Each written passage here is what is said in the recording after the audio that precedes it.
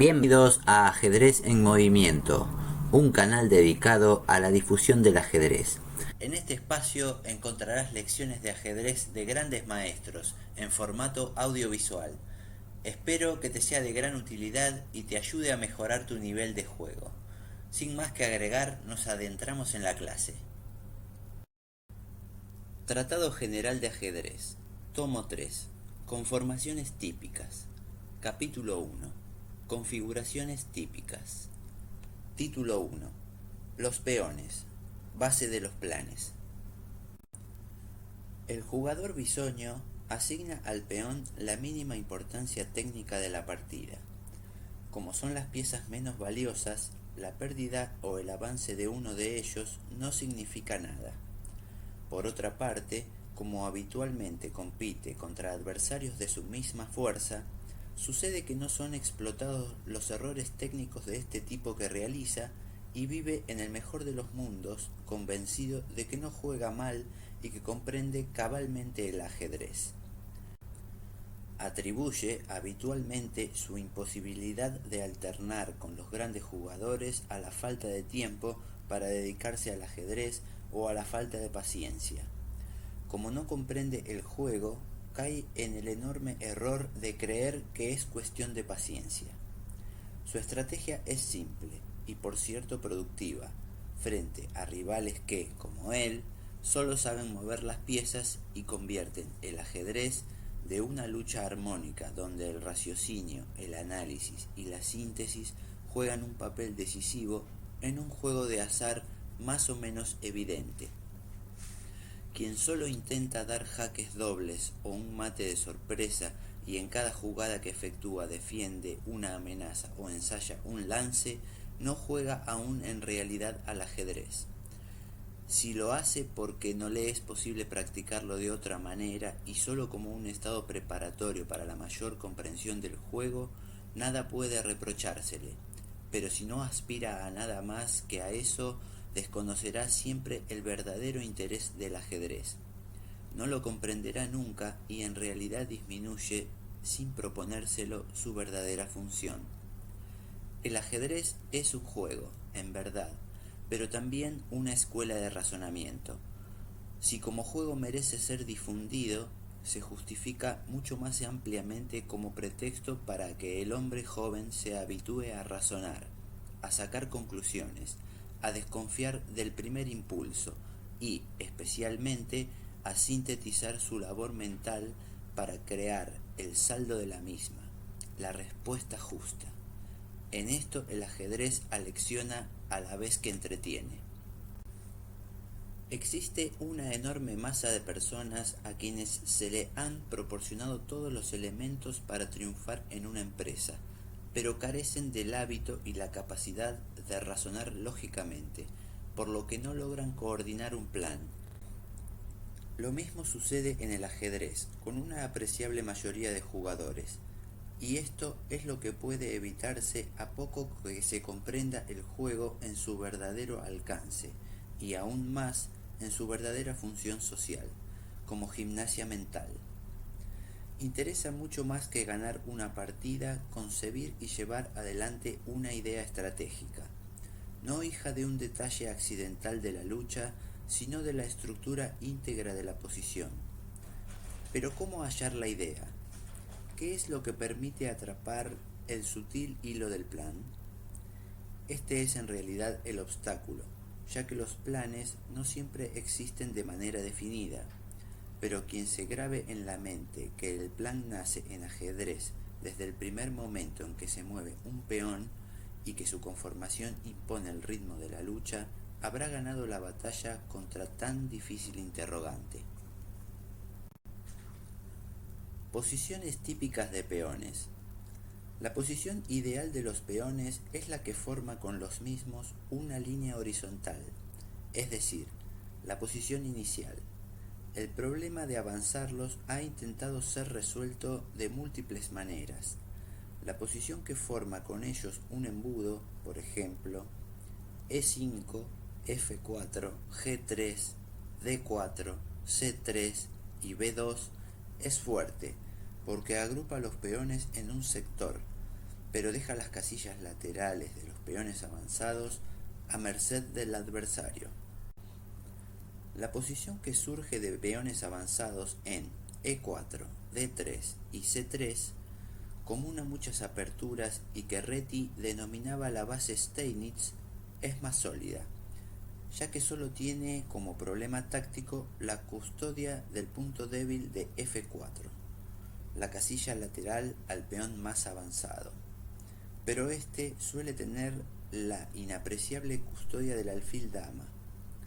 Esta conformación presenta una sola dificultad, y es que se trata de una posición estática, y en ajedrez, como en la vida, el curso de los acontecimientos obliga a modificar los planes mejor madurados.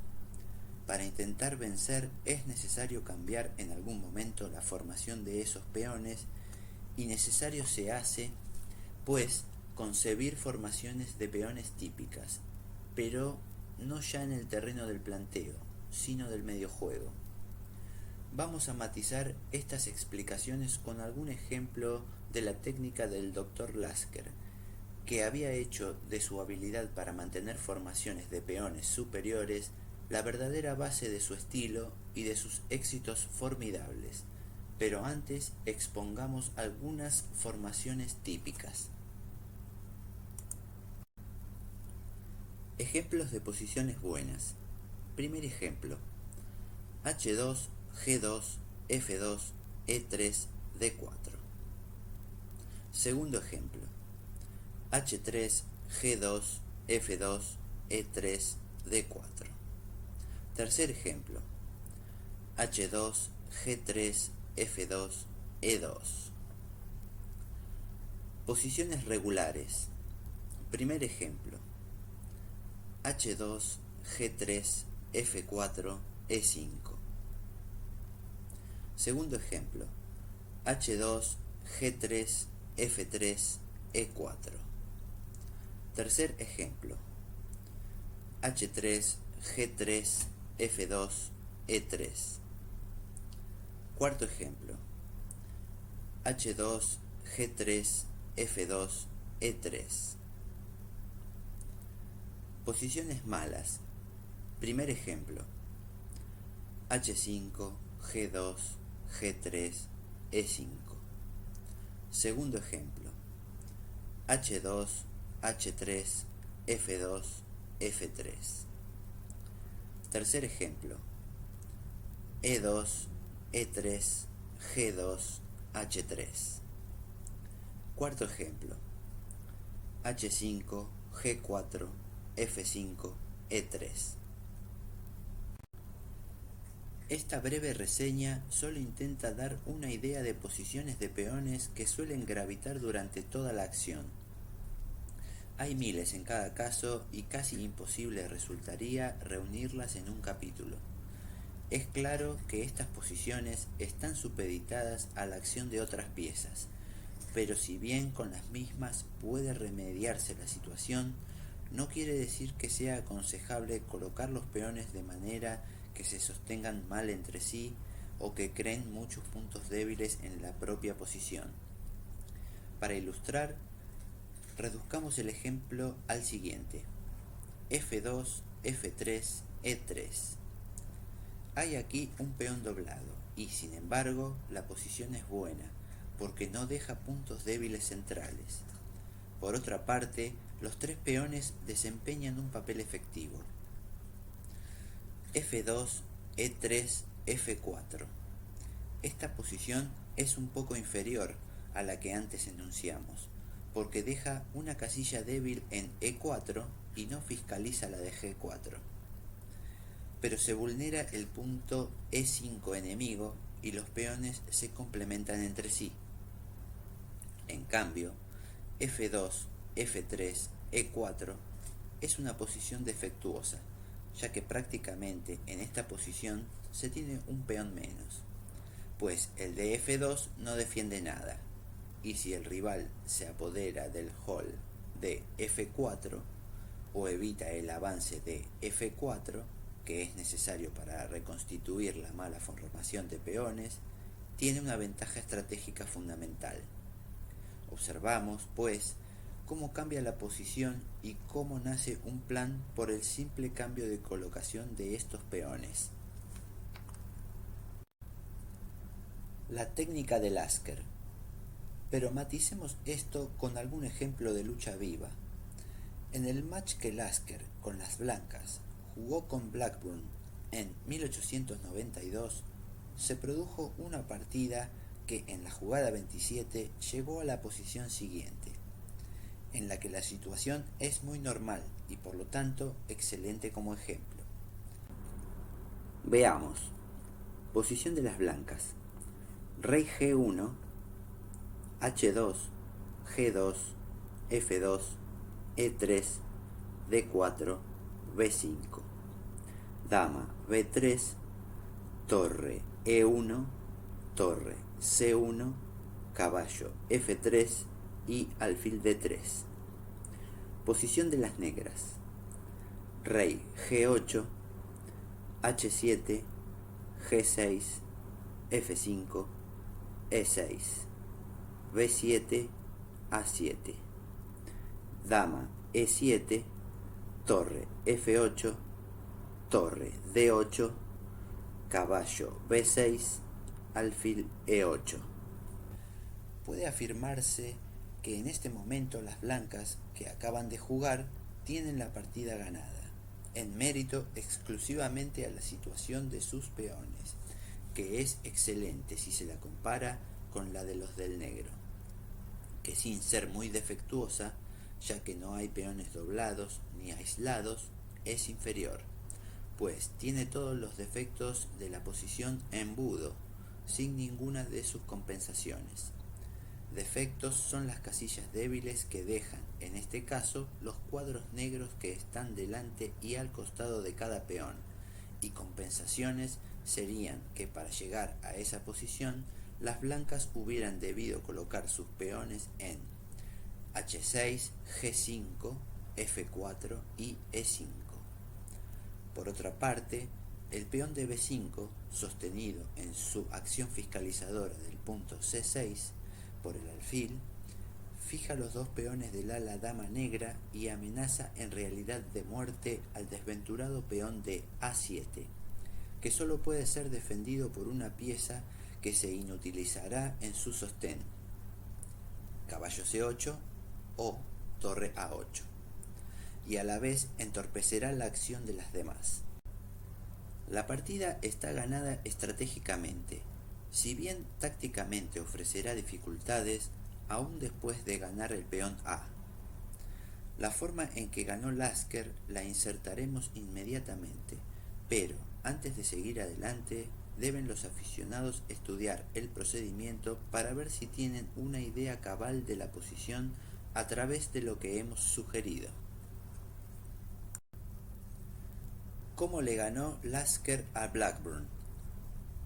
En dicha posición, después de la jugada 27 de las blancas, las negras, que tienen el grave problema de su defectuosa configuración de peones del ala rey y de la presión sobre el peón de A7, que no puede avanzar por la fiscalización que sobre el punto A6 ejerce el peón de B5, tratan de compensar esto apoderándose de la columna C.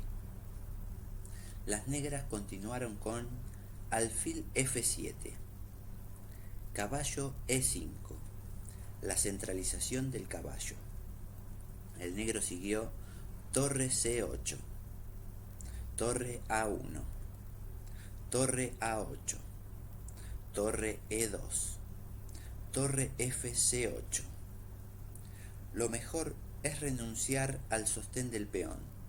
Se habría podido defender mediante caballo C8, pero esto habría permitido al blanco, luego de doblar las torres para esclavizar el caballo en C8, seguir con alfil E2, F3 y dama C3, y eventualmente torre C1 y dama C7, con posición ganadora, por el dominio de la columna C que ahora se asegura el negro. Las blancas siguieron torre E A2, dama C7, G3. Esto no era necesario. Lasker se precave contra un eventual mate en la primera línea y además evita la posible rotura de su fuerte cadena de peones por medio de F4. Pero nada de esto puede ser bueno. Las negras siguieron con dama C3, dama por C3, torre por C3, torre por A7, torre por A7, torre por A7, torre C7. Las negras han perdido el peón, pero el final no es fácil por la falta de material y la presión que significa el dominio de la columna C de parte de las negras. Se objetará que también el blanco domina una columna, pero puede agregarse que el dominio de las columnas centrales es siempre mucho más fuerte que el de las columnas del flanco. Las blancas siguieron con rey F1, alfil E8, rey E2, rey F8, rey D2, rey E7, torre A3, rey D6, F3, buena jugada. Exacto, esto mejora la posición y le da la elasticidad típica de los peones en una misma línea. Ahora se podrá seguir ya con G4 o con E4, haciendo valer la ventaja material en ese sector. Las negras siguieron con torre C8, E4, torre C7. El negro no tiene nada mejor que esperar los acontecimientos. El blanco siguió torre A1. Las torres deben colocarse siempre en las columnas y líneas libres. Ahora la del blanco tiene el máximo de movilidad y puede apoyar el avance de sus peones del ala rey. El negro siguió con torre C8, H4, torre C7, torre B1, torre C8, rey E3, rey E7, H5, rey F6, H por G6, H por G6, torre H1. Las blancas se han creado otra columna abierta valiosa por la fuerte amenaza torre H7. El negro continuó con rey G7, G4, buena jugada, F por G4, F por G4, torre A8, G5, buena jugada. La maniobra caballo G4 y caballo F6 sería decisiva. El negro siguió con torre A3, rey F4, caballo D7, alfil C4, caballo F8, torre C1, torre A5, alfil D3, alfil por B5, torre C5, y las negras abandonan. El final ha sido jugado con gran maestría por el Dr. Lasker y es un modelo por la forma hábil en que redujo al rey adversario a un simple papel decorativo. La derrota de Steinitz. En esta posición jugaban las blancas, conducida por el entonces campeón del mundo Guillermo Steinitz, quien ponía en juego su título con el Dr. Emanuel Lasker, que conducía a las blancas. Posición de las blancas: rey B3, H2, G2, F3, E4, C3, B2, torre D3, torre D1, alfil D4. Posición de las negras: rey E8, H7, G6, E6, D6, B7, B5, torre A6, torre A4, alfil E7, La posición de las blancas es, en nuestra opinión, absolutamente ganadora por la mejor configuración de peones. La razón estriba no solo en los peones doblados negros del ala dama, que suelen no ser tan débiles como parecen, porque asignan en cambio una columna abierta a las torres, sino también en el detalle fundamental de que los peones de Steinitz están divididos en 3 grupos aislados entre sí y, en cambio, los de Lasker en solo 2 grupos, lo que facilita la acción y cooperación de los mismos. El final sigue así. E5. Es esta la mejor alternativa, pero empeora la situación de los peones y anula aún más la acción del alfil de E7 negro. Malo sería rey D7 por alfil C5, buena jugada, y más tarde alfil por D6, seguido de E5, con posición ganadora. Tampoco serviría torre C6 por la maniobra alfil F2, alfil G3, torre D4 y posteriormente rey B4, con amplia ventaja. Para evitar las maniobras sobre el peón de D6, Steinitz apela a este avance que además cede la casilla E6 para el rey de E8, que no tiene un lugar bueno donde colocarse. El blanco continuó alfil E3, rey D7, alfil C5, buena jugada. ¿Por qué es buena esta jugada? No por la amenaza directa, sino porque permitirá que el alfil cambie de diagonal y se coloque en A3 para seguir con torre D5 y una posición dominante por la incontenible agresión al peón de B5, endeble sostén de la torre de A4. Las negras continuaron con torre A1, torre 1 D2, rey E6, alfil A3, G5.